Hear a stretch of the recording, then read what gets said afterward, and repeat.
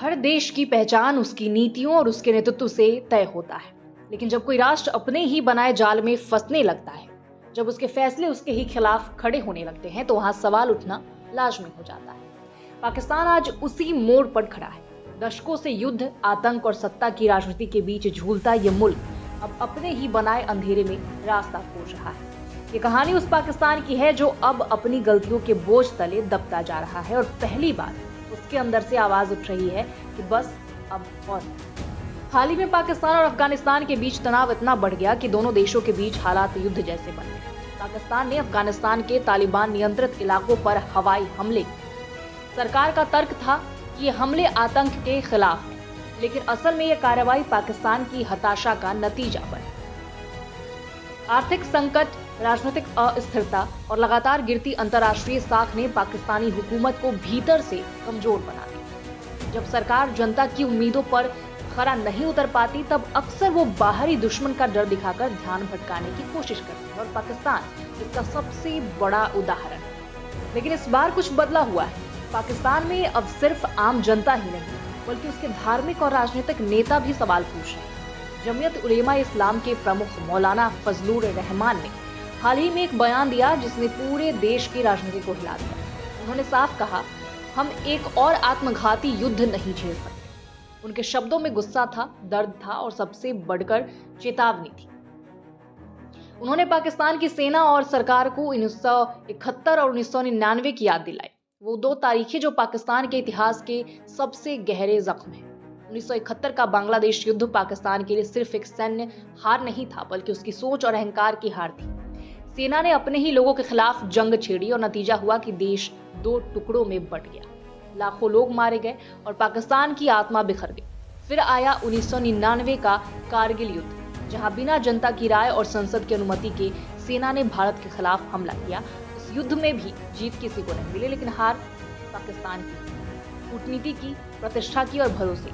आज वही इतिहास फिर अपने आप को दोहराने की तैयारी में दिख रही है। मौलाना रहमान ने अपने भाषण में कहा कि सीमा पर लड़ने से पहले सेना को अपने ही देश के भीतर झांकना चाहिए। खैबर पख्तूनख्वा और बालूचिस्तान में फैले आतंकवाद, बढ़ती आर्थिक गिरावट और शासन की कमजोरी असल दुश्मन है, लेकिन पाकिस्तान की सत्ता हर बार बंदूक की तरफ हाथ बढ़ाती है, मानो हर समस्या का हल सिर्फ गोली।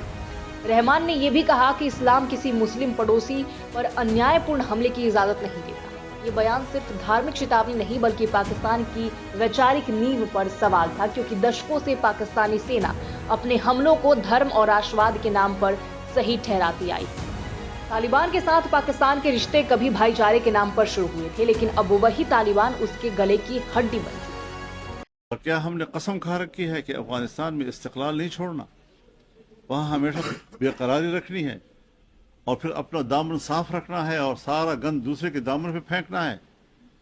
खुद साफ और शफाफ बनकर, बेगुनाह बनकर दूसरों को गुनाहगार करार देना। अफगानिस्तान की सरजमीन हो या पाकिस्तान की सरजमीन, किसी के खिलाफ उसे इस्तेमाल नहीं होना चाहिए। क्या हम ये तरदीद कर सकते हैं कि अफगानिस्तान में जब 20 साल तक जंग रही तो पाकिस्तान से मुजाहिदीन नहीं गए? और क्या एस्टेब्लिशमेंट की निगरानी में नहीं गए? क्या करज़ई साहब ने या अशरफ गनी ने वहाँ से एहतजाज किया कि पाकिस्तान से मुदाखलत हो रही है अफगानिस्तान के अंदर? क्या 20 साल की इस जंग में हमने अमेरिका को अड्डे नहीं दिए? हमने अमेरिका को फ़ज़ाएँ नहीं दी? इन अड्डों और फ़ज़ाओं से गुज़र कर अफगानिस्तान पर हमले नहीं किए गए? वहाँ की तालिबान हुकूमत नहीं पलटी गई? 20 साल तक बमबारियाँ हुई। क्या वहाँ से कोई शिकायत आई कि आपकी सरजमीन से जहाज उड़ रहे हैं, आपकी फ़ज़ाएँ इस्तेमाल हो रही है, हम पर बमबारियाँ हो रही हैं? तालिबान के साथ पाकिस्तान के रिश्ते कभी भाईचारे के नाम पर शुरू हुए थे, लेकिन अब वही तालिबान उसके गले की हड्डी बन चुका है। तालिबान सरकार ने पाकिस्तान की मांगों को अनदेखा करना शुरू कर दिया और सीमा पार आतंकवाद एक बार फिर बढ़ गया। पाकिस्तानी सेना ने जब अफगान इलाकों पर बमबारी की तो तालिबान ने भी सख्त लहजे में चेतावनी दी। इससे साफ हो गया कि जो ताकतें कभी पाकिस्तान की रणनीतिक गहराई मानी जाती थी, अब वही उसकी कमजोरी बन चुकी है। देश के अंदर हालात पहले ही नाजुक हैं। महंगाई आसमान छू रही है, डॉलर के मुकाबले रुपया रिकॉर्ड निचले स्तर पर है, बेरोजगारी बढ़ रही है और आम जनता का गुस्सा चरम पर है। सोशल मीडिया पर नो मोर वॉर जैसे हैशटैग ट्रेंड कर रहे हैं। लोग कह रहे हैं कि उन्हें रोटी चाहिए, रोजगार चाहिए, शिक्षा चाहिए, ना कि एक और युद्ध। पाकिस्तान के युवाओं का एक बड़ा हिस्सा अब ये समझने लगा है कि सेना और राजनीति के इस खेल में सबसे बड़ी कीमत हमेशा जनता चुकाती है। आप मर्द है कि अगर आपके सीने में मर्द का दिल है, आपने माँ की जो है अपनी माँ का दूध पिया है, तो हम इंशाल्लाह को आज आएंगे। फिर आप इतनी से जो है मेहरबानी करें कि जो आम फौजियों को आप भेड़ बकरी की तरह बेचते हो, इनके बजाय आप खुद भी आया करें, ताकि हम आपको जंगों का मजा चखाए, ताकि हम आपको ये बताए कि जंग कैसी लड़ी जाती है। अब मौलाना रहमान का बयान इसलिए भी अहम है क्योंकि वो पाकिस्तान के उस वर्ग से आते हैं जो लंबे समय तक सेना के करीब माना जाता था, लेकिन अब जब वही वर्ग सेना की नीतियों पर सवाल उठा रहा है तो इसका मतलब साफ है। पाकिस्तान के भीतर एक वैचारिक दरार गहराती जा रही है। ये दरार केवल राजनीति की नहीं बल्कि विश्वास की है। जनता अब ये मानने लगी है कि जिस सेना को उनकी सुरक्षा की जिम्मेदारी दी गई थी, वही सेना आज सत्ता और प्रतिष्ठा के लिए उन्हें खतरे में डाल रही है। इसी बीच पाकिस्तान सरकार ने कहा है कि अफगानिस्तान के साथ वार्ता का अगला दौर 6 नवंबर को होगा और उम्मीद जताई जा रही है कि परिणाम सकारात्मक। लेकिन सवाल ये है कि क्या सिर्फ एक मीटिंग या एक बयान से हालात बदल सकते हैं? जब किसी देश की नींव ही अस्थिर हो और ऊपर बने महलों की मजबूती का क्या मतलब?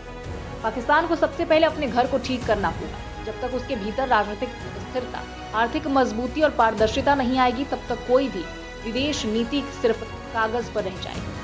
भारत के संदर्भ में देखें तो इतिहास बार बार यही दिखाता है कि जब भी पाकिस्तान पर अंदर से दबाव बढ़ा, उसने भारत की ओर उंगली उठाई, कश्मीर के नाम पर नफरत फैलाया, आतंक के जरिए ध्यान भटकाया। ये रणनीति अब पुरानी हो चुकी है। पहलगाम और पुलवामा जैसे हमले पाकिस्तान की उसी नाकाम सोच का हिस्सा थे, लेकिन हर बार भारत ने उसका करारा जवाब दिया। इससे पाकिस्तान की साख और भी गिरती चली गई। आज अंतर्राष्ट्रीय स्तर पर पाकिस्तान को विश्वसनीय साझेदार नहीं बल्कि जोखिम भरा पड़ोसी माना जाता है। सवाल ये है कि क्या पाकिस्तान अपनी पुरानी गलतियों से सीख लेगा या फिर इतिहास खुद को एक बार फिर दोहराएगा?